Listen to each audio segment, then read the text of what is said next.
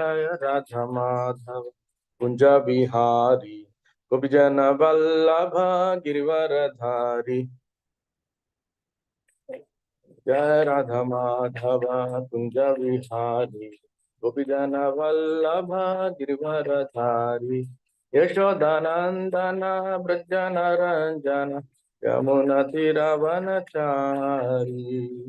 यशोदानंदन ब्रज रंजन यमुना तीरवनचारी। जय राधा माधव कुंज बिहारी गोपीजन वल्लभ गिरिवरधारी। श्री कृष्ण चैतन्य प्रभु नित्यानंद श्री अद्वैता गदाधर श्रीवासादि गौर भक्त वृंद। श्री कृष्ण चैतन्य प्रभु नित्यानंद श्री अद्वैता गदाधर श्रीवासादि गौर भक्त वृंद। हरे कृष्णा कृष्णा कृष्णा हरे हरे हरे राम राम राम हरे हरे। हरे कृष्णा कृष्णा कृष्णा हरे हरे हरे राम राम हरे कृष्णा कृष्णा कृष्णा हरे हरे हरे राम राम राम हरे हरे। हरे कृष्णा कृष्णा कृष्णा हरे हरे हरे राम राम राम हरे हरे। हरे कृष्णा कृष्णा हरे हरे हरे राम राम राम हरे हरे। हरे कृष्णा कृष्णा हरे हरे हरे राम राम राम हरे हरे। राधा श्यामा सुंदर राधा जय राधा श्यामा सुंदर राधा जय राधा मुरलीधर राधा जय राधा मुरलीधर राधा जय राधा माधव राधा जय राधा रमण राधा जय राधा विनोद राधे। जय जगन्नाथ जय बलदेवा जय सुभद्रा जय जगन्नाथ जय बलदेवा जय सुभद्रा जय कृष्ण बलराम जय कृष्ण बलराम जय कृष्ण बलराम जय वृंदावन धाम जय वृंदावन धाम जय वृंदावन धाम जय गौरनीता जय गौरनीता जय गौरनीता जय पंचतत्वा जय पंचतत्वा जय पंचतत्वा जय प्रभुपादा श्रील प्रभुपादा जय गुरुदेवा जय गुरुदेवा जय गुरुदेवा। यह विष्पाद परम सुप्रतिकाचार स्तोत्र सदा समझ हिज डन वे सभा चरण भक्ति धाम शाम श्री प्रपद महाराज की जय। इस्कॉन संस्थापक जय श्री प्रपद महाराज की जय। कृष्ण कृपामूर्ति श्री प्रपद महाराज की जय। जगत गुरु श्री प्रपद महाराज की जय। जय ओम विष्णुपाद परम सुप्रतिकाचार स्तोत्र सदा समझ हिज डन वे भक्ति सिद्धांत सरस्वती गोस्वामी महाराज की जय। अनंत कोटि वैष्णव वृंद की जय। अनंत कोटि आचार्य वृंद की जय। नमाचार्य श्री हरदास ठाकुर की जय। प्रेम से जय श्री कृष्ण चैतन्य प्रभु नित्यानंद श्री अद्वैत गदाधर शिवसादि गौर भक्त वृंद की जय। श्री श्री राधा कृष्ण गोप गोपीनाथ राधा कुंड श्याम कुंड गिरि गोवर्धन की जय। वृंदावन मथुरा धाम की जय। मायपुर नवदीप धाम की जय। जगन्नाथपुरी द्वारका धाम की जय। गंगे में यमुना माई की जय। तुलसी भक्त देव की जय। समवेत गौर भक्त वृंद की जय। ग्रंथराज श्रीमद् भागवतम की जय। हरिनाम संकीर्तन की जय। Srila Prabhupada translate book distribution की जय। All glories to assemble duties. All glories to assemble duties. All glories to assemble duties. All glories to all glories Shri Guru Shri Gauranga. Gaur Premanand. Hari Hari Bol. Hare Krishna. So welcome to all for today's Nityam Bhagavata Sevya Srimad Bhagavatam session.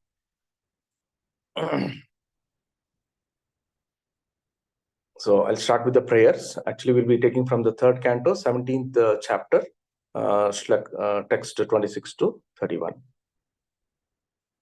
ओम अज्ञानातिमिरान्धस्य ज्ञानाञ्जनशलाकया चक्षुरुन्मिलितं येन तस्मै श्रीगुरुवे नमः। श्रीचैतन्यमनोभीष्टं स्थापितं येन भूतले स्वयं रूपकथा मह्यं ददाति सुपदान्तिकम्। Vandeham Shri Gurum Shriuta Padakamalam Shri Gurun Vaishnavamsha Shri Rupam Sagrajatam Sagana Raguna Tanvitam Tam Sajivam Sadvaitam Savadutam Parijana Saitam Krishna Chaitanya Devam Shri Radha Krishna Padan Sagana Lalita Shri Vishaganvitam Cha He Krishna Karuna Sindhu Dinabandhu Jagatpate Gopesha Gopika Kanta Radha Kanta Namostute Taptakanchana Gaurangi Radhe Vrindavaneshwari Shubhana Sute Devi Pranamami Hari Priya Vancha Kalpataruvisha Kripa Sindhubhyev cha Patitanam Pavanebhyo Vaishnavebhyo Namo Namaha Jai Shri Krishna Chaitanya Prabhu Nityananda Shri Advaita Gadadhara Shivasadi Gaur Bhaktarvrinda Hare Krishna Krishna Krishna Hare Hare Hare Ram Ram Ram Hare Hare Hare Krishna Om Namo Bhagavate Vasudevaya Narayanam Namaskritya Naram Chaiva Narottamam Devim Saraswatim Vyasam Tato Jayamudire Nashtaprayesha Bhadreshu Nityam Bhagavata Sevayam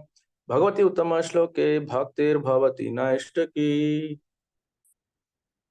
Mataji, you can show the shloka on the screen, please.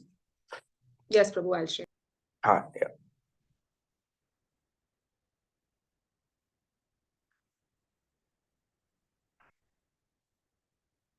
Yeah. Tasmin pravishte varunasya sainika yado ganaha sannadhiya shashadvasaha ahanyamana apitasya varchasa pradharshita durataram pradudruhu tasmin pravishte varunasya sainika yado ganaha sannadhiya sasadha vasaha ahanyamana apitasya varchasa pradharshita durataram pradudruvaha tasmin pravishte varunasya sainika yado ganaha sannadhiya sasadvasaha sasadvasaha ahanyamana apitasya varchasa pradharshita durataram pradudruvahu. Word by word meaning and translation purport by Srila Prabhupada ki jai. Tasmin pravishte, when he entered the ocean, Varunasya, of Varuna, Sainikaha, the defenders, Yada Ganaha, the aquatic animals, Sanna Dhiyaha, depressed, Sa Sadvasaha, with fear, Ahanyamanaha, not being hit, Api, even, Tasya, his, Varchasa, by splendor, Pradarshitaha, stricken, Durataram, far away, Pradudruhu, they ran fast. Translation. On his entering the ocean, the aquatic animals who formed the host of Varuna were stricken with fear and ran far away. Thus, Hiranyaksha showed his splendor without dealing a blow. So, yeah, devotees can read the purport. Subha Mataji. Hare Krishna Mataji, you called out my name, Mataji. Shobha here. Yeah, Hare Krishna Mataji, yes. Yeah. Jai Srila Prabhupada, Dandavat Pranam to Prabhujis and Matajis. Hare Krishna. Purport.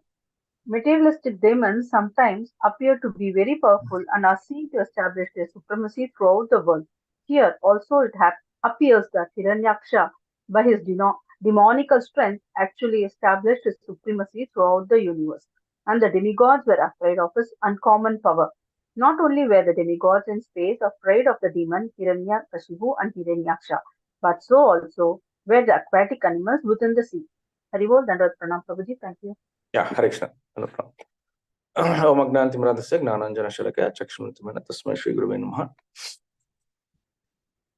So this chapter covers Hiranyaksha's, his attack onto the, before he comes in fight with the Lord. So now that both have been born, Hiranyaksha and Hiranyakashipu, so we understand that how the entire universe, they were completely, they had a lot of bad portents, ominous signs were there, a lot of bad things. The whole world was becoming dark, and that is being explained here, because as we know that their birth itself was took place in a very inauspicious time, and then naturally the progeny which came also created the demonic mentality. So earthquakes were going on, a lot of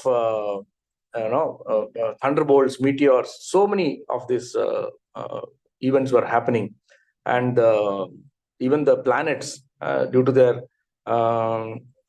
positions, because of their positions and because of their uh, effect on the earthly planets. So even the inauspicious planets like Saturn and Mars. So like this, many of the planets were in very not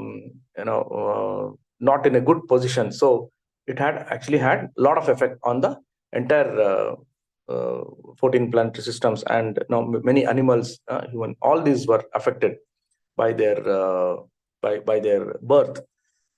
And as it is, when they came, because they were demonic nature, so he started creating a lot of nuisance.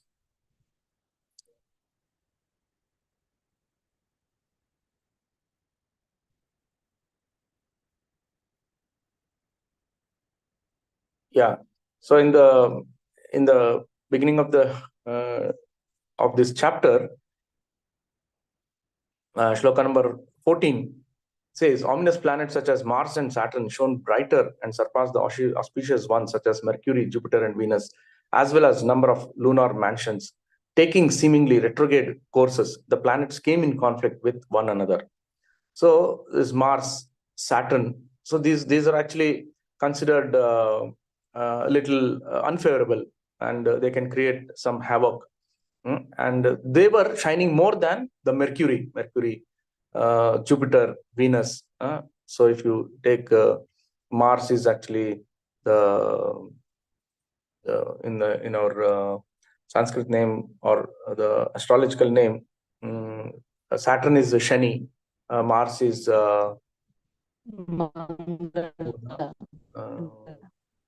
not able to get that name, and then Mercury, then Jupiter, Guru, Venus, Shukra. So these are good planets, but they were also put into.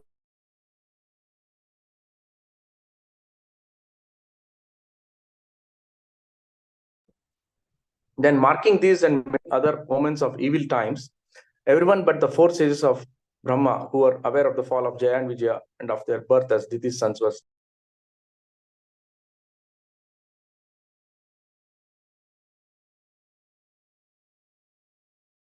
was at hand. So, except the four sons, everybody were afraid, fearful. Yeah, Mangala Graha for Mars. So, like this, we come across what are kind of a havoc that they had created. Now,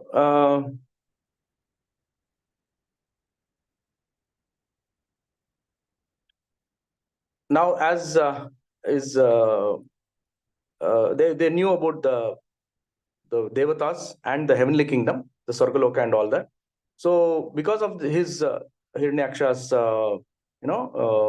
ahankar, and because of he wanted to conquer the world, he wanted to take control of the world.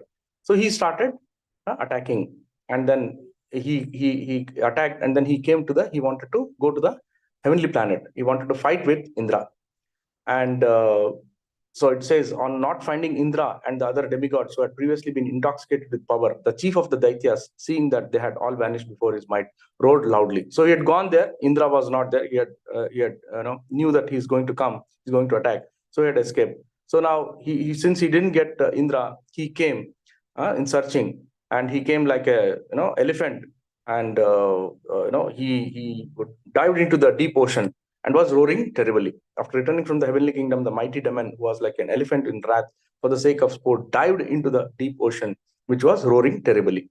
So here the shloka says, for the sake of sport, means for him, such a big Daitya, Hiranyaksha, it was like a sport. He wanted to actually play around with the people, with the living beings, and he wanted to actually conquer the world. He wanted to show his prowess. Completely, he was maddened by the desire to overpower and then to be in control of things. So that is when this shloka comes, and now we are in this 25th shloka. So 25th shloka says, one is entering the ocean, the aquatic animals who form the host of Varuna were stricken with fear and ran far away. Thus Hiranyaksha showed his splendor without dealing a blow. So when he entered into the water, and all the aquatic animals were also afraid. I mean, earlier we saw how the entire animal life, or the entire other Devi Devitas also were afraid. Now here the aquatics are being mentioned, and they were also very much afraid. And Varuna's place is actually in the in this watery area, and that is actually his capital is called Vibhavari. So he's the guardian of all the lower regions of this universe. I mean, that will, I think, come across a little later. It is mentioned. So he showed his splendor. I mean, he was actually going amok, and he showed his splendor by doing this. So that's what is being mentioned here. So Prabhupada mentions materialistic demons sometimes appear to be very powerful and are seen to establish the supremacy throughout the world.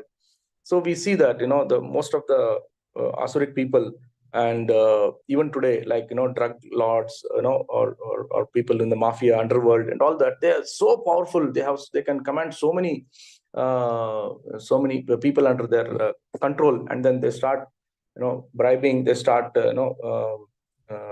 they make some calls, and then they want to extract money. So all these things, nefarious activities are being done, and there's so much. And because of their extraordinary clout and power and money which is there, which is actually the illegal money, they can create a havoc, and then they can by bribing, they can take any of the, even the government officers or the government positions, politicians are all under their like puppets. So this way they established their supremacy. Very difficult to control unless a leader comes, unless people of the head of the states take real bold decisions. They cannot control them. So this way we can say that this materialistic demons. And now, what to speak of just these warlords, or people from the underworld, even people who appear to be good people on the face of it, people, especially in the corporate world. If you see people who are manufacturing material, food grains, or manufacturing food items, or growing food grains and things like that, even they have become so much materialistic. We now heard that many countries, many people are creating rice, or creating some food grains which is plastic, which is artificial. So much of adulterated food is being dished out in the market. So all this, why? Because of their completely demonic nature, asuric nature. They just want to. In fact, the COVID war, if you see, the virus which came, it is again said that it is because of some people, some countries which wanted to have some vested hands, and they artificially created the virus, and then they let it free so that people will suffer, and then they can take advantage. I don't know. So many theories are going around. So like this, they are completely demonic people, and then millions.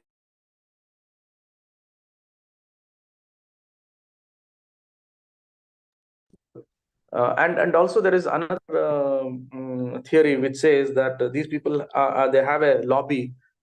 These people who are the pharma companies and all that, they want to make money by because charging 1,000 rupees for one vaccination, and which is running to say a few billions of population, they will earn about 1,000 billion rupees, which is a very easy money. They don't have to struggle. They don't have to put effort. They don't have to have a struggle hard in the market to sell the items, because selling, making product, manufacturing something is itself is difficult.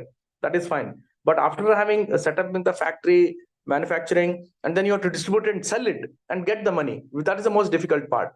But whereas in a vaccination case, people will rush to take it. So it's just a natural ploy that it's easy money.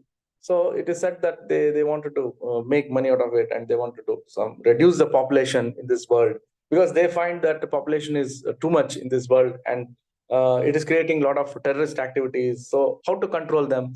So probably they thought that release one virus and kill the people, and so that the rich people can stay safely and securely. So many theories rumors are going around. But ultimately, what I'm trying to say is that that material world is becoming so much demoniac.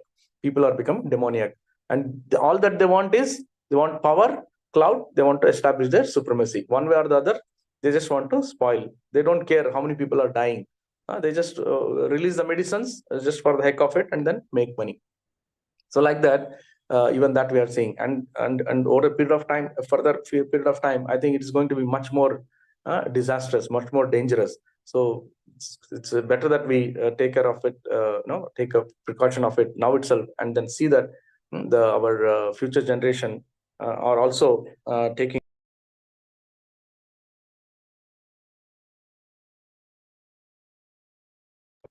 And the Acharya's missions and our Gaudiya Sampradaya mission itself is that we have to go back to the spiritual world. No point in struggling here. No point in struggling, or no point in facing miseries and frustration. There's no point. Just that you get out of this place.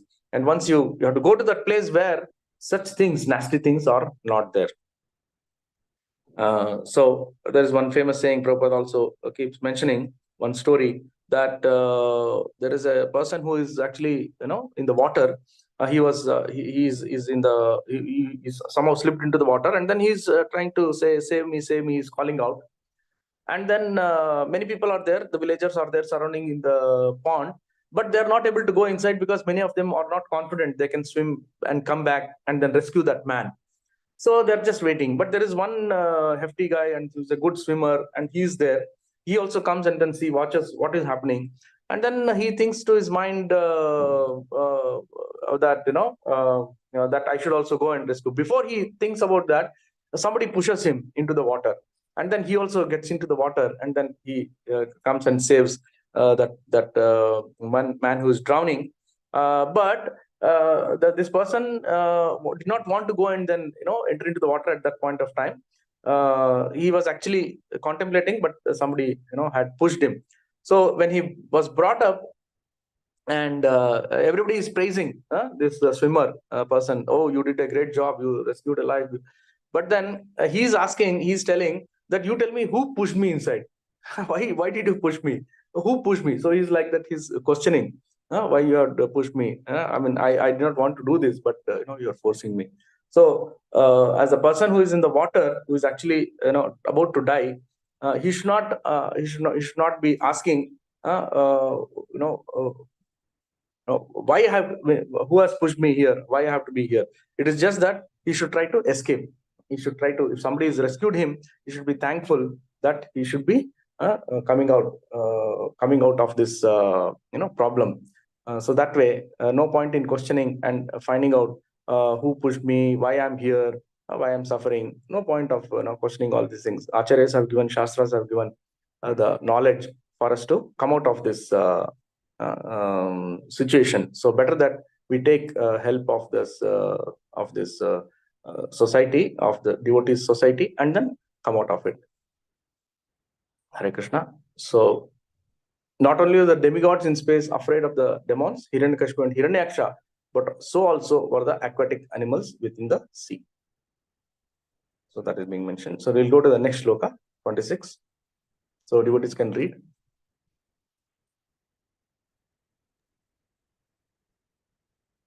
Shilpa Mataji. Hare Krishna, Dandavat Pranam, Prabhuji, Dandavat Pranam. Hare Krishna. Should I read the word meaning? Yeah. Now Some- the shloka and the Mataji, translation. shloka. Yeah. Shloka. Yeah. Can you put the Sanskrit shloka, Prabhu, please, Mataji? Thank you. Hare Krishna. Savarsha Puganu Dadhau Mahabal Charan Manhomi Cha Vasanairitanu Mauvyar Bijarna Je Gadaya Vibhavari Mase Divanstata Purim Prachetasaha. Should I read the word meaning?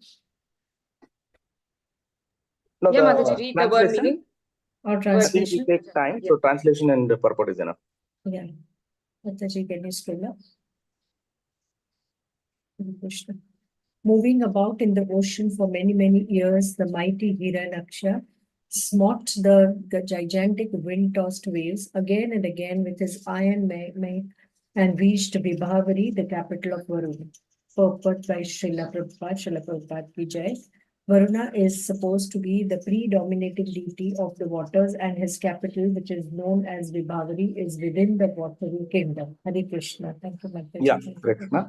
So as I was mentioning, that Varuna, the god, demigod Varuna, is actually staying in this watery kingdom. And so this is called as Vibhavari.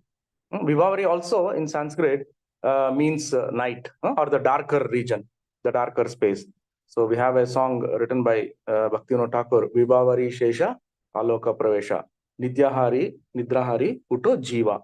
Bolo Hari, Mukunda Murari, Ramakrishna, Shri Madhusudana. So like this, he has given a wonderful bhajan. So predominant deity of water is Varuna. And also it is said that Varuna is also the king of the clouds. He can generate, he actually has the power to generate clouds, and he is in control of the clouds also. So which we come across in the famous pastime of Govardhan Leela, where the Brajvasis were actually worshipping Lord Varuna, because according to in their understanding, the entire vegetation, if it has to grow in Vrindavan, if they had to get the fruits, the food grains, the flowers, all these things, it is all because the rains were there. So without rains, we cannot grow. So they were very thankful to Varuna, and they were already offering, every year they used to offer to Varuna the foodstuffs. I think most of you are aware of this pastime, the famous pastime. But then Krishna had to intervene, and then he said that, oh no, why Varuna? No, why Varuna may give, but then you also need a place. I mean, that place, the hill, the region where all the vegetation is being hosted is actually Govardhan.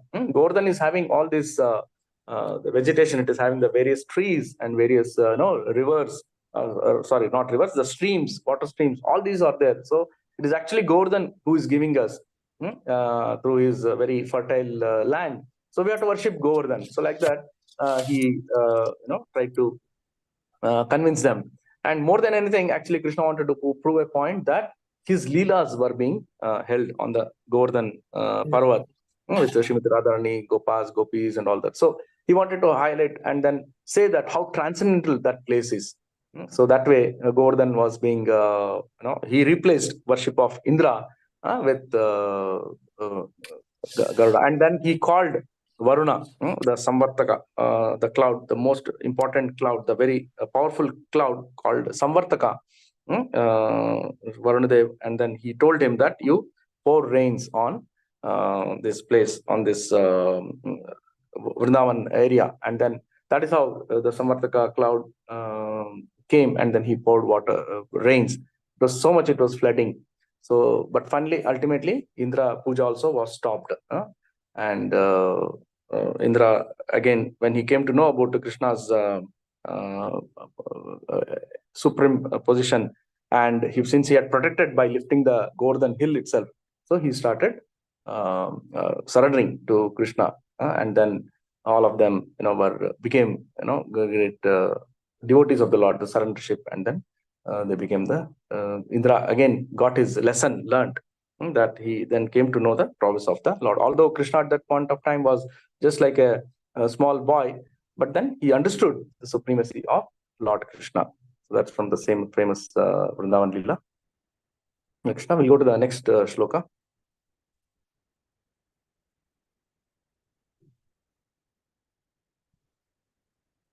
Sudha Mataji. Hare Krishna Prabhuji. Hare Krishna Mataji. Yeah. तत्रोपलभ्यासुरलोकपालकं यादो गणानां वृषभं प्रचेतसं स्मयं प्रलब्धुं प्रणिपत्य निचव जग्गादमे देयधिराजसंयुगम्. Translation by Divine Grace Srila Prabhupada, Srila Prabhupada Ki Jai.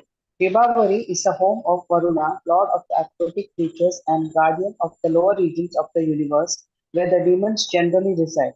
There, Hiranyaksha fell at Varuna's feet like a low-born man and to make fun of him, he said with a smile, "Give me battle, O Supreme Lord." Purport: the demonic person always challenges others and tries to occupy others' property by force. Here, these symptoms are fully displayed by Hiranyaksha, who begged war from a person who had no desire to fight. Thank you, Prabhuji. Hare Krishna. Thank you. Yeah, Hare Krishna. So here he has come there, and then he's challenging Varuna, that you come, you fight with me, give me battle, O Supreme Lord. According to him, he's naming him Supreme Lord because he also is in such a ignorant state that he doesn't know who is the Supreme Lord.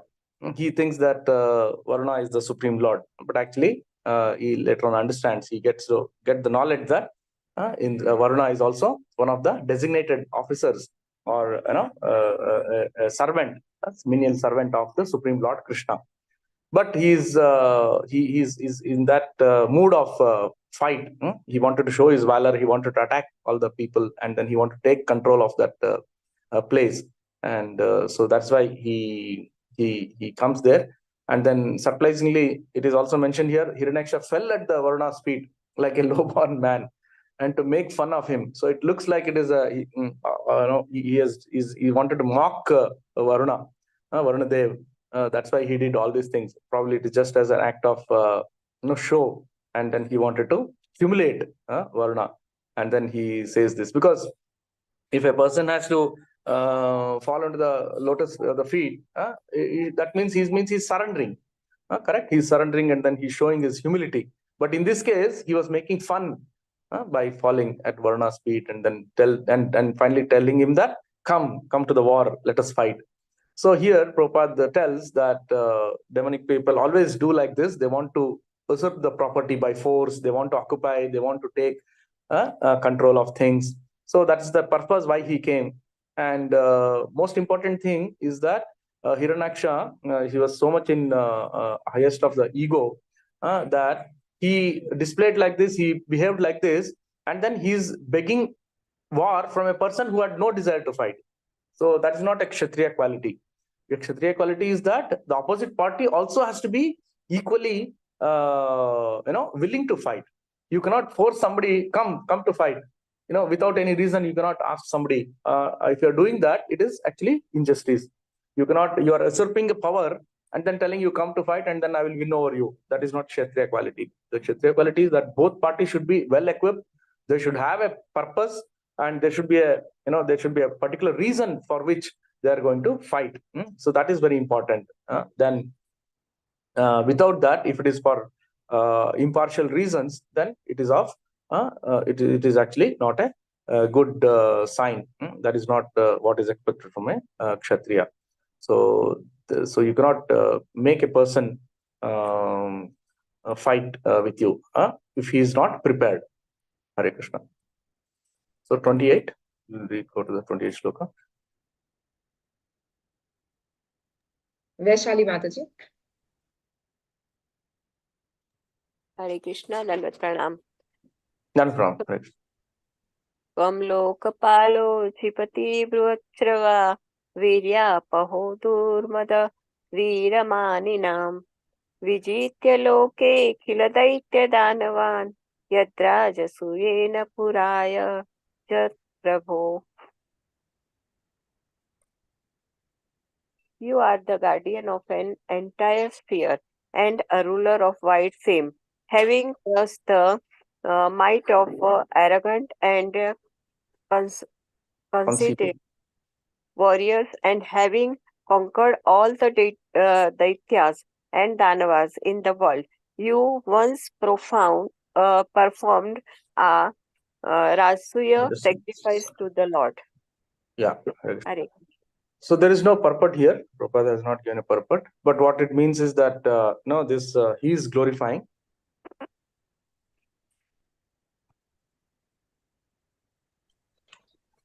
Yeah, actually Hiranyaksha is glorifying Varuna, that you are the guardian of entire sphere and having wide fame. And Prabhuji, who are Danavas? yeah, one second. To the Lord. So it appears that he performed a Rajasuya sacrifice to the Lord. It's actually he's telling it to the Varuna.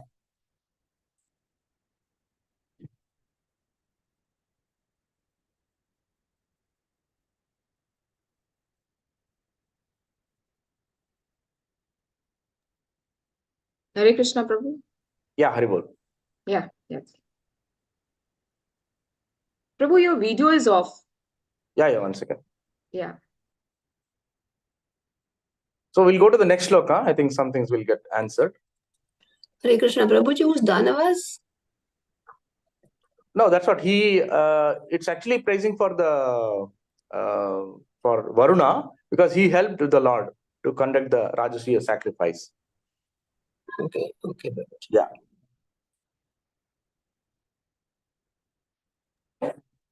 Suma Mataji. Because Hiranyaksha is coming here, he's enticing, right, Varuna to come to a fight. So he's glorifying Varuna that you already conquered some warriors, you have already conquered the Daityas and Danavas, and now you also performed Rajasuya sacrifice. So you are also great. So he's just glorifying. But although it appears it is a very false glorification or just trying to mock, to Varuna. So that we'll come to understand in the next slokas. Hare Krishna Prabhuji, Dandavat Pranam. Yeah, that is wrong. Prema utsektama madina vidvisha dridham pralabdho bhagavanapam rosham samuttam shamayan swayadhiya vyavachod angopasamam gatavayam. Hare Krishna. Sorry, Prabhuji. That's okay. Translation and purport. Namita Mataji, you can read the translation, Mataji. Mataji, there is next shloka also. You read the translation. Okay, Mataji. Thank you so much, Mataji. Translation by His Divine Grace, A.C. Bhaktivedanta Swami Prabhupada ki jai. Thus mocked by an enemy whose vanity knew no bounds, the worshipful Lord of the waters waxed angry. But by dint of his reasons, he managed to curb the anger that had sprung up in him. And he replied, "O dear one, we have now desisted from warfare, having grown too old for combat." Hare Krishna. Purport by His Divine Grace, A.C. Bhaktivedanta Prabhupada ki jai. As we see, warmongering, a materialist, always create fighting without any reason, without reasons. Hare Krishna. Thank you, Prabhuji. Yeah. Hare Krishna. So I think it's clear now, right? So here the shloka says, thus mocked by an enemy whose vanity knew no bounds, the worshipful Lord of waters, that is Varuna, waxed angry, but by dint of his reason he managed to curb the anger that had sprung in him, and he replied. So he was mocked by an enemy whose vanity knew no bounds. That means the ahankar of Hiranyaksha was so much that that is being mentioned here. So he was mocking due to his sheer arrogance. He was mocking Varuna, and then whatever he said in the previous verse was just to mock him. And now, although Varuna got very angry with the way Hiranyaksha treated him, but by dint of his being a devotee of the Lord, he managed to curb the anger, and then he replied very calmly. He replied because he didn't want to avoid a war with him, and he didn't want to have a war, but he had a higher purpose. Varuna had a higher purpose, and what is that higher purpose? We'll understand. So he said, "What is that, dear one? Oh Hiranyaksha, dear Hiranyaksha, we have now desisted from warfare. I don't want to have fight with you because I am becoming too old for combat." So he's giving a very very satisfying reply. So I don't want to fight because I've become old. Although you have come here uninvited, you have come here and you want to fight with me. I don't want to, because he's giving a very false reason or kind of an excuse, saying that I'm old. I'm too old for combat. So please don't do anything to me. And so we can understand the humility and the extraordinary characteristics of a devotee of the Lord, Varuna. How, despite the facing a very mocking situation, and he was degraded, but still he didn't lose his calm. He maintained his temperament. He maintained his solace, and then he wanted to teach Hiranyaksha a lesson, and then he actually wanted to get the higher purpose. He wanted to meet the higher purpose of that we'll come to know. Basically, he wanted to see that Hiranyaksha fights with the Lord, the Supreme Lord. and he didn't want to take any action on his own. Hare Krishna. So as Prabhupada says, warmongering materialist always create fight without reason. So typical of Hiranyaksha's behavior. Okay, we'll see the 30th shloka and 31st shloka. With that, we'll understand the entire episode. Namita Mataji. Hare Krishna Prabhuji, Hare Krishna Mataji. Hare Krishna Mataji. Pashyami nanyam purushat puratana yaha samyuge tvam rana marga kovidam आराध्य स्याति असुरासभेहि तं मानस्विनोऽयं गृणते भावदृशः. Translation. You are so killed in war that I do not see anyone else but the most ancient person, Lord Vishnu, who can give satisfaction in battle to you. Therefore, O chief of the Asuras, approach him, whom even heroes like you mention with praise. Purport by Srila Prabhupada ki jai. Aggressive materialistic warriors are actually punished by the Supreme Lord for their policy of unnecessarily disturbing world peace. Therefore, Varuna advised Hiranyaksh that the right course to satisfy his fighting spirit would be to seek to fight with Vishnu. Hare Krishna. Yeah, Hare Krishna. So here it is very clear what was the intention of Varuna. He wanted him to fight with the Lord. In fact, Lord had the desire that he wanted to engage in his the Veera Rasa. That is the reason why he had to send Jaya and Vijaya. I mean, the entire episode of cursing of the Sanat Kumaras, 4 Kumaras, for that Lord wanted to enjoy the heroic Rasa, the Veera Rasa. So that is why all entire pastime happened. And then he created Jaya Vijaya to go to the material world as Hiranyaksha and Hiranyakashipu, and then that they get extraordinary powers and they hate him in such a way that they become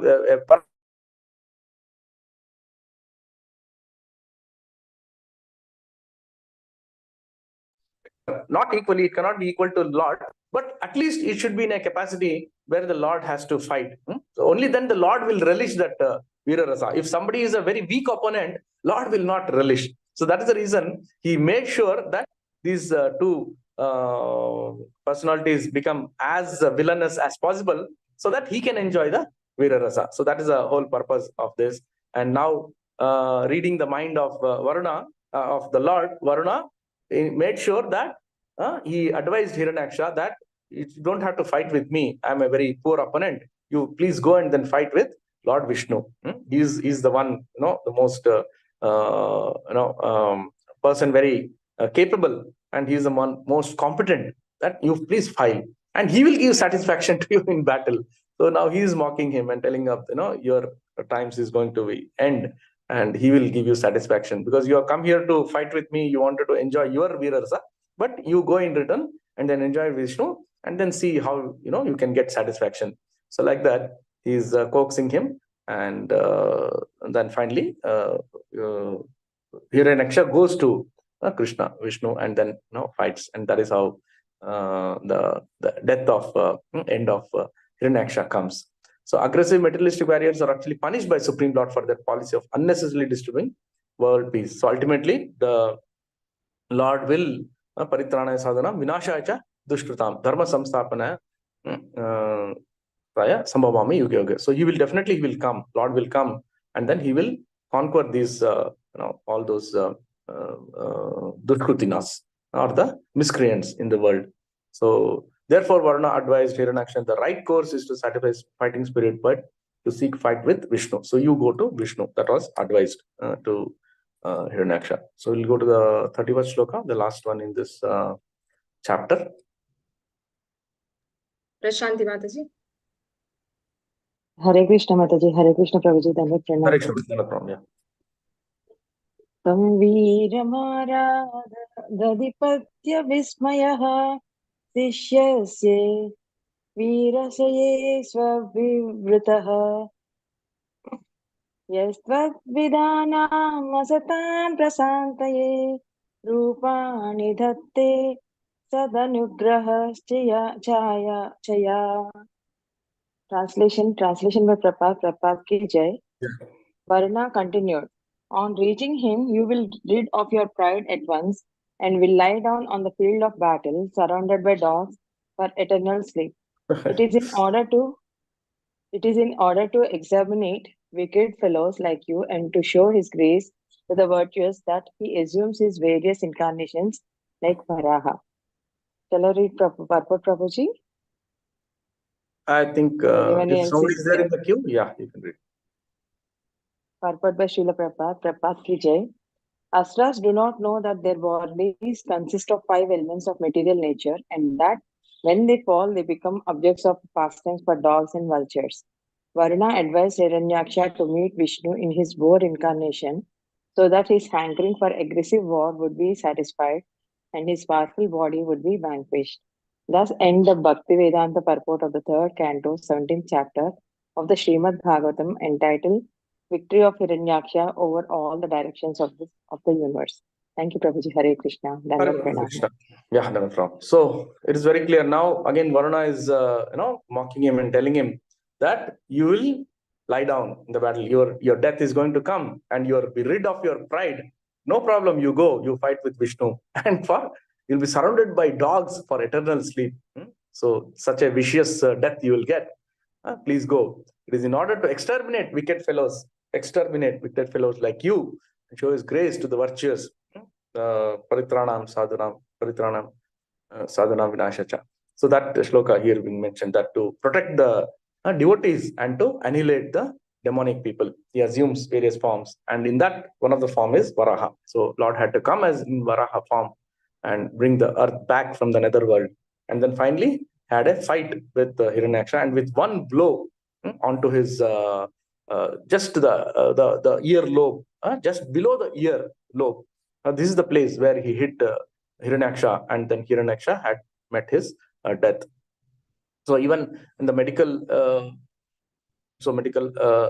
terms also, we understand that the next to the place which is next below the earlobe is actually very, very what you call sensitive area in our body, because if anything happens, if we get a hit on that area, the person immediately loses his consciousness, and he will fall down. So it's one of the very sensitive and weak area, and that is what is being proved by Varahadev when he hits Hiranyaksha on his earlobe, just below the earlobe.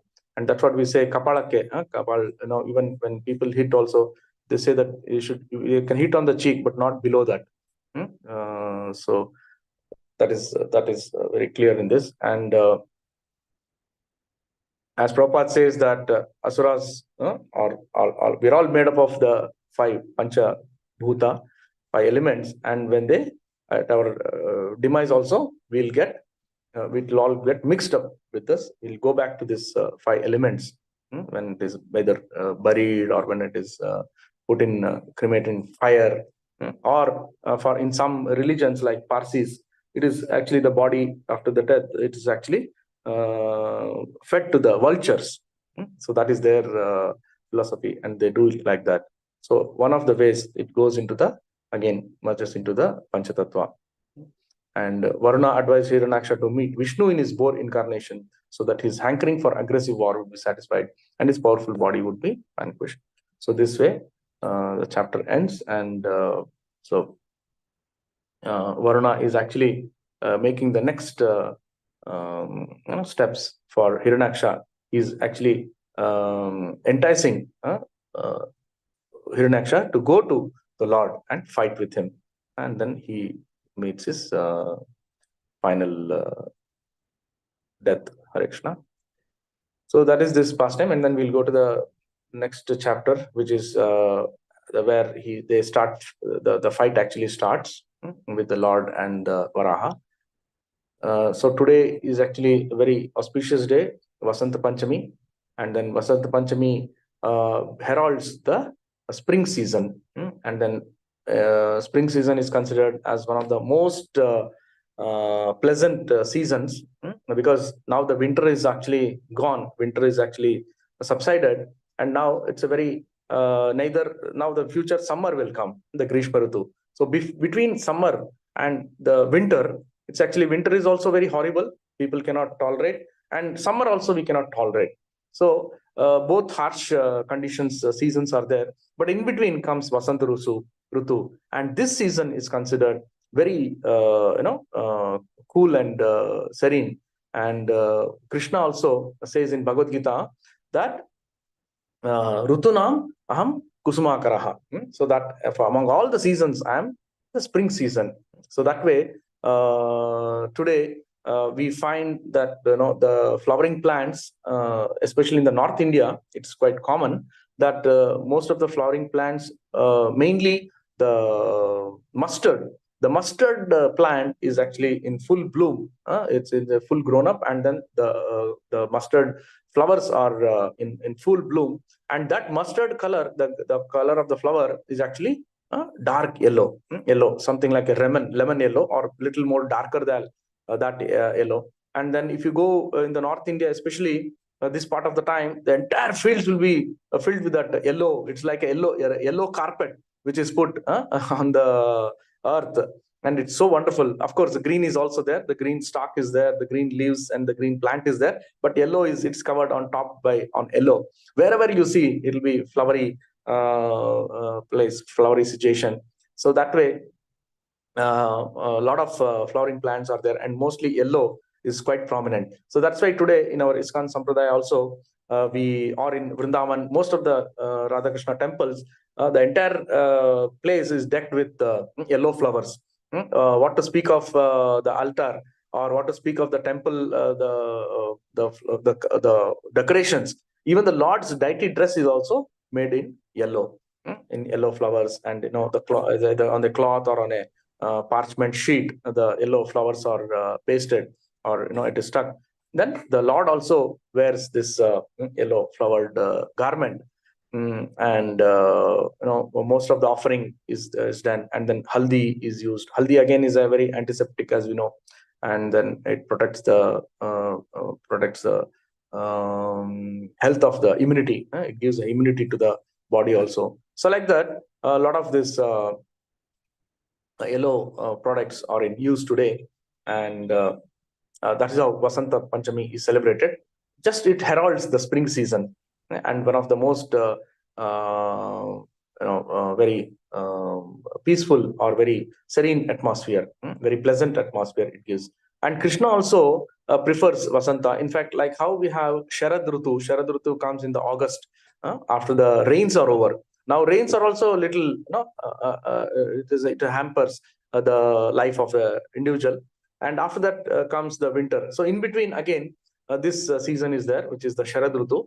And Sharad Rutu, actually the moon also appears a little closer to the earth. So that is how it is bright. So that Sharad Rutu is the time when Krishna has his lot of leelas and pastimes.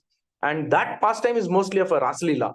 And only male who is allowed in that Ras Leela in the Sharad Rutu is actually Krishna. So it's always with the gopis and Srimati Radharani in the Sharad Rutu. But whereas in the Vasanta Rutu, Krishna's pastimes are with all the gopas and gopis. It is more of fun, laughter, and then playing with colors. And of course, Holi is going to come. On the Holi is celebrated, where the people play with watered colored water, and gulal, and like this. That is there.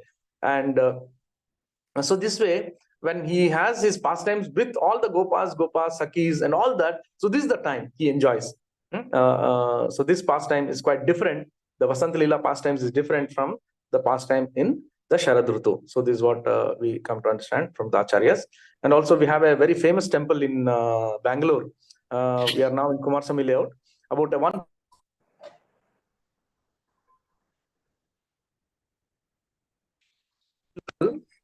is about 2,000-year-old temple. It is believed that Mandavya Rishi, he lived there in this hillock area, and then he meditated upon the Lord. And there we have a excellent, wonderful deity of Lord Venkateshwara, Balaji Venkateshwara Srinivasa.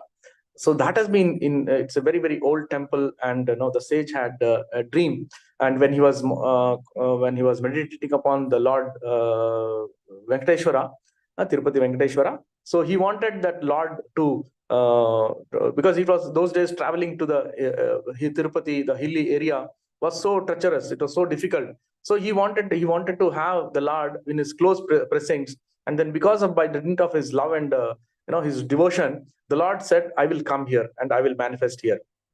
And that also there is a pastime. In fact, this that Vasanta Vallabha temple is likely perched at, it's on a hill area, and then below you can see lot of those days the place where we are now, Kumaraswamy Layout temple is there, is also a lake area. So there were hundreds of lakes in this area today where Kumaraswamy Layout is there, and the top from vision from the top is where the temple is there. So Lord, it is said that when Venkateshwara married Padmavati in Tirupati, he had come for his honeymoon into this place, and that is how he manifested his pastime. And again, Mandavi Rishi had a vision, that he had a dream that he wanted to have darshan of the Lord at this place. So Lord came, and then he gave him that okay, I cannot stay here all the time, but I will manifest myself in this deity form. And that is how the deity form came, and that famous temple is there. I think devotees should come, whenever they come here, they should visit that famous place. So here, Prabhu, is it Vasanta Vallabha temple? Yeah, the same Yeah. Vasanta Vallabha temple. Yeah. So this Vasanta means it is the spring season. So Vallabha is the Lord, Lord of all the nature. So he came here to enjoy. And the acharyas, the pujaris also describe how Lord came. And later on, Srinivasa, Venkateshwara came here to this place to have his honeymoon. He enjoyed here. And then, so that is what the Leela goes. So that way this season is considered very, very great, very lot of fun and frolic. There are so many pastimes even the Lord did also. And in Vrindavan, if you go, there is that Pilu Sarovar. The tree is there, which is completely, in this part of time, it will be completely with yellow. I think most of the times it is yellow, the flowers are there, but at this point of time, it will be completely, the tree will be covered with yellow flowers. And there is a pastime where Srimati Radharani also had. Once, I think we have some few minutes time, I'll just narrate this small pastime. When Krishna was there in Nandgaon and Radharani was there, they're all 8-year-old, 10-year-old, that of course Krishna was there in Vrindavan only till 8 or 9 years, that's all. So before that, they used to come, and Radharani was there in Barsana. So Barsana to Nandgaon, Radharani also used to come to have interactions with Nand Maharaj and all the Gopas, Gopis, and of course Krishna also would be there. So some wonderful leelas, or they used to play around, all those were there. So once she had come with all her Sakhis to Nandgaon, met Nand Maharaj and exchanged pleasantries. And then after that, Krishna, as usual, he did his nutcut, and then he wanted to play with Srimati Radharani, and then they were having their leelas. And when she had come, Mother Kirtida wanted to wish her good prosperity, good health, immunity, and all that. So she had pasted her hand with haldi and decorated with this yellow flowers, yellow. So everything, even Radharani was looking completely yellowish. And then she had come. But she had a guilt. Why? Because she had come there, and when she was returning back to Barsana in the evening, she thought she's completely in yellow. And then she also played with Krishna. They had their pastimes. So then she had a guilt, and then when she had to go back to her home, she was afraid that her parents will chastise her. Oh, why you went there? What you did? So like that. So she wanted to hide. And then she was then she came to this Sarovar, and then she washed her hands. The moment she washed her hand, even the water became yellowish, and then she went to home. So like this pastime happened, and actually she was feeling that the guilt feeling that I played with Krishna, and then my parents might chastise me. So like that, but actually there Krishna appeared, and then they had their Leela. So like this, the renowned pastimes are there. And if you go now in especially North India, a whole patch of land, entire thing will be yellowish. And even temples like Banke Bihari, so many old temples in Vrindavan will be completely decked with yellow flowers and yellow decorations. And that is how even in ISKCON temple also, we do this Mayapur, Vrindavan, everywhere yellow is being highlighted today. Of course, it's all it's a symbolism of the spring and growth. It's like a new growth, or it's a flower, or it's a more of a time for enjoyment. And because the season also plays a good part in our enjoyment. Hare Krishna. At the same time, remembering the Lord's pastimes. Haribol. So I think with this, Incidentally, today is my Guru Maharaj's Vyasa Puja, Prabhuji. who's what is the name, Maharaj? Maharaj. Bhakti Vigna Vinash Narasimha Maharaj. Oh, Haribol. Hare Krishna. Very nice. Wonderful. Yeah. Thank you, Prabhuji. Yeah. And today is actually, yeah, I forgot also mention that it is actually in North India, they celebrate Saraswati Puja. So Saraswati is also worshipped today. And children are giving the Vidyarambha, beginning when they learn the alphabets. Today is Vidyarambha is also given. But of course, it's more prominent in North India, not much in South India. Even the Vasant Panchami also here we celebrate not much in that in that sense, how it's in the North India. But traditional temples have a lot of activities, and it's considered one of the very auspicious days today, Vasant Panchami. And then day after tomorrow is Ratha Saptami. So Ratha Saptami is the time when Surya Dev actually he turns around because all this time he was going in the northerly direction, Uttarayana. Sorry, in the south, he was in the south direction, and he's actually come towards the Uttarayana, because from January 16th, 14th, we have the Sankranti. And now he has actually taken a turn, and now he heads towards the north. So this the Saptami day, the Surya Dev actually takes a turn, and he's ready to go to the northern side. So this is also a very auspicious day. That is day after tomorrow, Saptami. So like this, and after this we have Shivratri. And when it says that the moment Shivratri comes, that means Chaligala Hoitu. The winter is gone with the advent of. It actually starts from today that the winter is subsiding. But on Shivratri day, the winter is completely gone. I mean, summer will start. So we have to be prepared for the summer season. Hare Krishna. Hare Krishna. Thank you Yeah, so much, Prabhu. Is there any question? Padma Mataji? No, Mataji, not today. Oh, you have unmuted your mic. Okay, okay. So we'll end here, Prabhu. Is it okay? Yes, Mataji. Mataji, I just want to ask Mataji. Yeah, Prabhuji, yeah. pranams. Thank you so much, Prabhuji. Prabhuji, today in the ISKCON calendar, it has been mentioned that Saraswati Puja and so many other Prabhuji, Vasant Panchami and so on. So I just wanted to ask, we are not supposed to worship any demigods. So Saraswati Puja, what are we supposed to do? Like, why is it? Saraswati Puja is for invoking the learning. She is the goddess of learning. Yeah. See, so we also take we also do the demigod worship to a very, very limited extent. It's not that because when Krishna is there as the Supreme Lord, we don't have to. But still, out of respect to the Supreme, to the other demigods also, we do worship. Shivratri, we do worship Rudra. We do worship Shiva. So it's not that we are we are not celebrating. We celebrate in a very, very limited way. But ultimately, it is all offered. Even if you offer to Saraswati, Saraswati offers it to Krishna. If you do worship Aradhana of Shiva, he will offer it back to Krishna. So that is the understanding. At the same time, it's a it's a social. It's more of a tradition as well. Because we as devotees might be having this understanding platform. But what about the 99% of the devotees who are actually in a very nascent stage, or their maturity may not be to that extent of worshipping to Krishna. They have not come to the platform of Krishna, but they're all in the worshipping of the demigods. You find 99% of the population or more than that is they're all worshippers of demigods. You hardly find Krishna devotees. It's a very, very high platform. So it's a natural that we also show our respect. We may not follow 100%, but we show our respect. We do adore. We do the Aradhana. We do the puja of the demigods.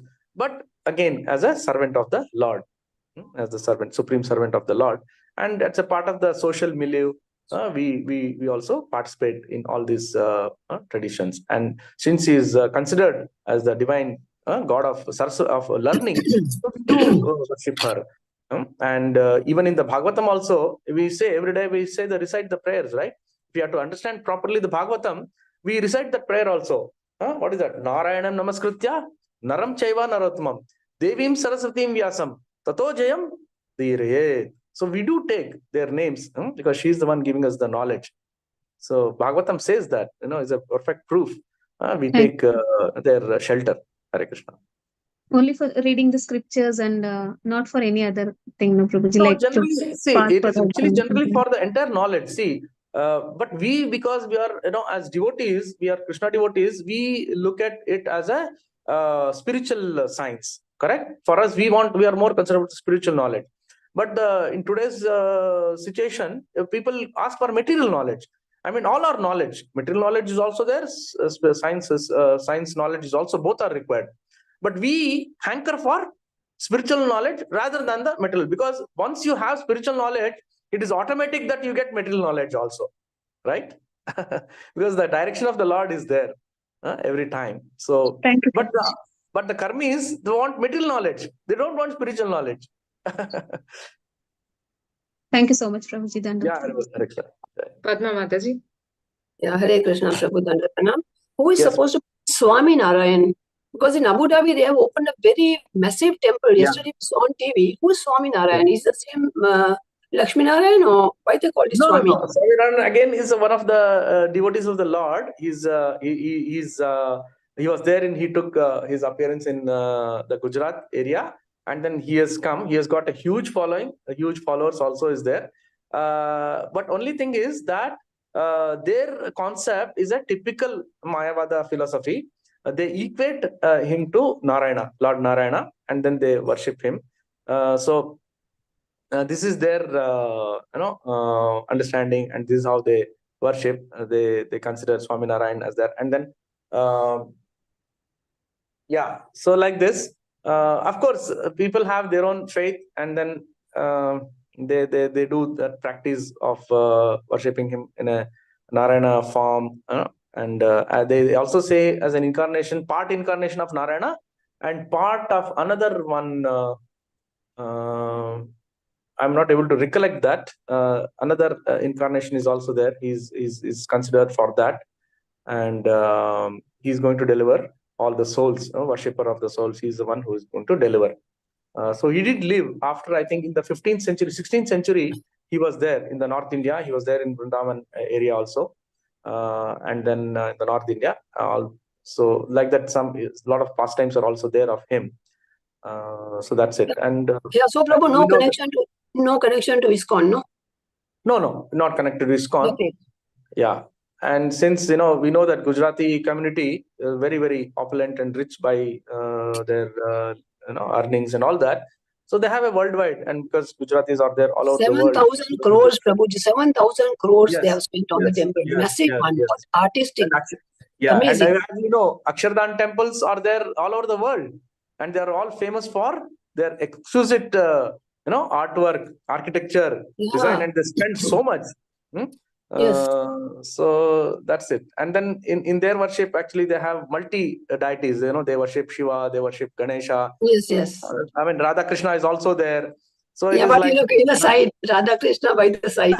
But there was another Yeah. temple like that. When they are given so much prominence to Lord Shiva, huge one. They made the center, and all Tirupati and Radha Krishna, Lakshmi Narayan, all by the side, small deities. So it's a typical of a Mayavada philosophy, Yes. where they worship multiple gods, unlike our Vaishnava Sampradaya, where we stick to only Vishnu Tattvas. But there is that is their understanding, and that is how they worship. Hare Krishna. And of course, they're very rich community. We know that how they're spreading. Very opulent. And they're maintaining. I mean, they're known for their cleanliness, known for their nice prasadam. Lot of offerings they make. So that that is also definitely a huge element of bhakti is there. Yes. And of course, they have their faith. They have their asta. No, we cannot question them. Yeah, but Prabhu, if you go there, now we are in Hare Krishna. If we go there, they give us prasad. I just want to go once and see. They give a prasad. Should we take it or no? Actually, because since it is not going to help us in our spiritual growth, generally we don't take prasad from anywhere else. You know, Yeah. it all Yes. depends on who has cooked, what is their intention, what is their motive, and what sampradaya they follow. So generally, demigod worshippers prasadam wherever it is, we generally don't take. But Yes. but as a matter of respect or a matter of principle, or as a matter of because they're also doing it of love and affection to the Yes. Lord, and they also done that bhakti seva. So we still have to honor it. To some extent, we still have to honor it, and then probably be thankful that they gave the prasad, and that's it. But we don't have to do it on a daily basis. Whenever we visit it, maybe once in a blue Once in a moon, way.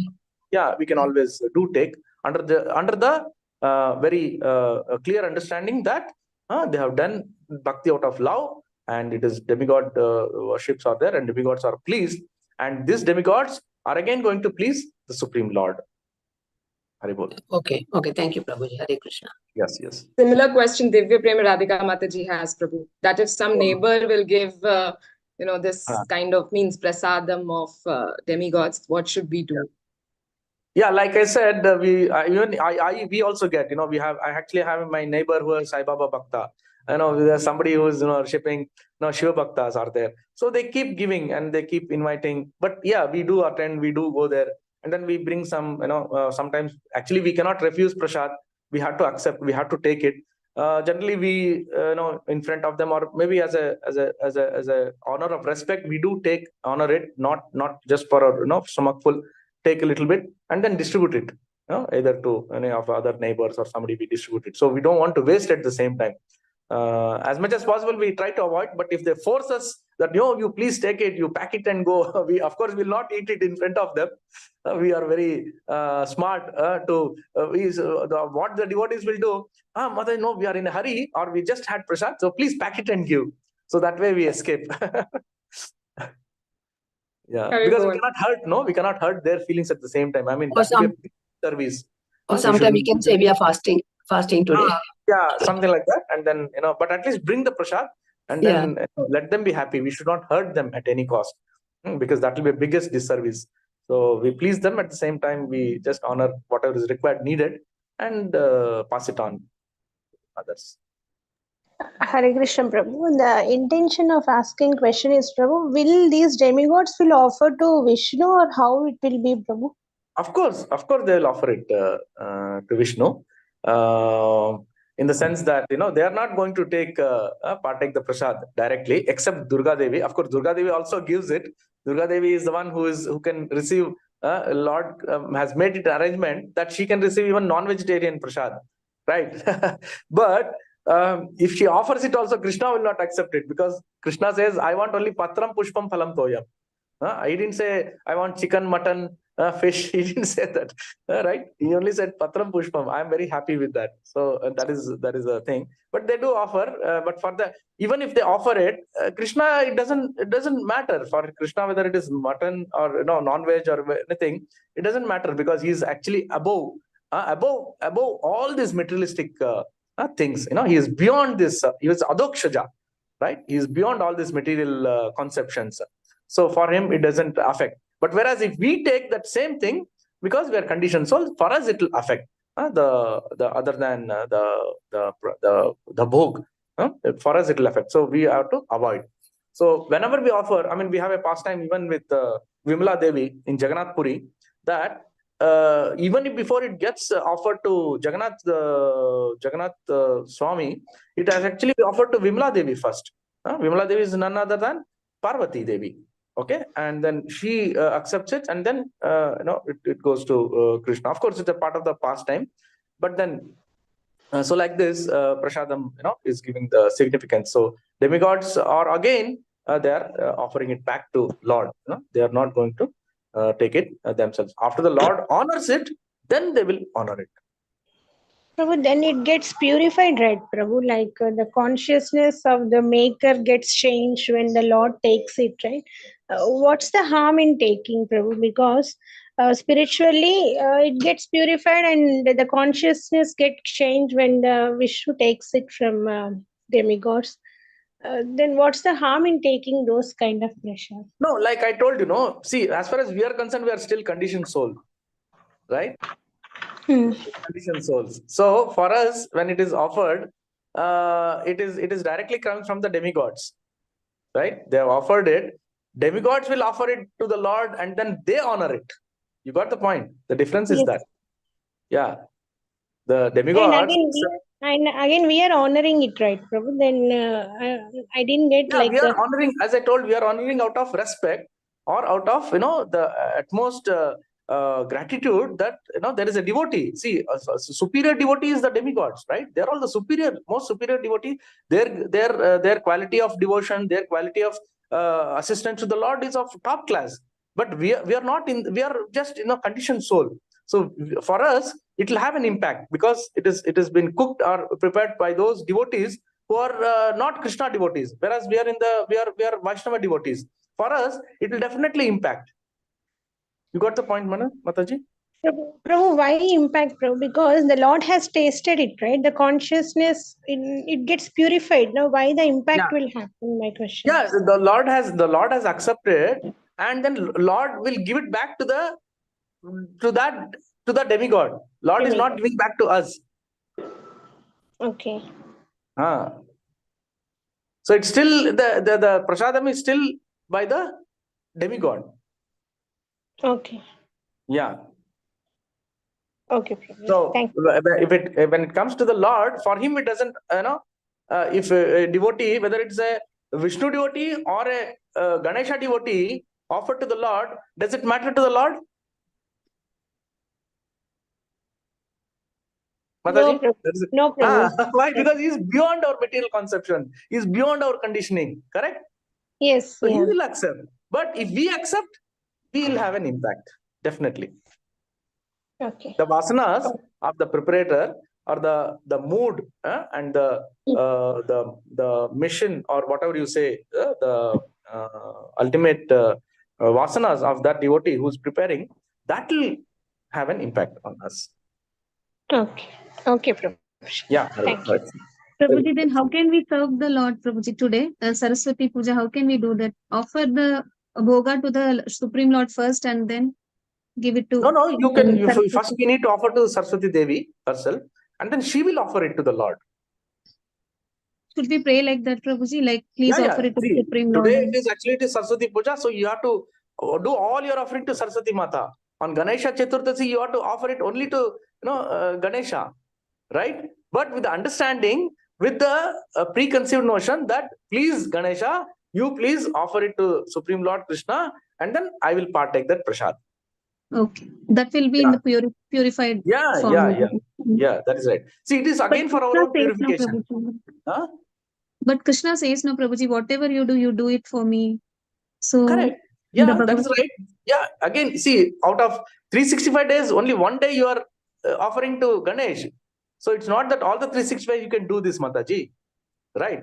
See, we have to understand that we are all first Krishna's devotees. Right? Our aim, our goal is to serve Krishna. But on a very important demigod's appearance day, or on his remembrance day, or on his Chaturthi, or on a Panchami day, we are taking the shelter of the, and we are doing the aradhana of the demigod also. And this is as per the Shastras. There is no harm. Like we can consider them as Guru, the medium to it's like that. They're all, see, ultimately they're all extraordinary devotees of the Lord. So under that preconceived notion, we have to worship them. We cannot disrespect them, right? Krishna himself, he was, when the Ganesha Chaturthi day, we know that Krishna himself, when he was there, he got that curse because the Shemantaka Mali was stolen, right? Krishna had a curse that whoever watches the Chandra, and Chandra had laughed, and watches Chandra will get a what you call bad apamana, means what you call for apamana, means a bad name, that you will be considered as a thief. Because Krishna, when he had to fight with Shatrujit, he had taken the Shemantaka Mani, and the whole world said that you are the thief, right? And Krishna was subjected to that pastime. And so that's why on that particular day, on a Ganesha day, we are not supposed to see the Chandra. If you see the Chandra, you will get apavada, right? That you are a robber, you are a thief. right? So, but Krishna also had to get that, was involved in that Leela, that he was, he was a stealer of Shamantaka money. But Krishna took it, as a part of the Leela, he did it. So, just to Okay, make Prabhu. sure, It's a pastime for for the sake of past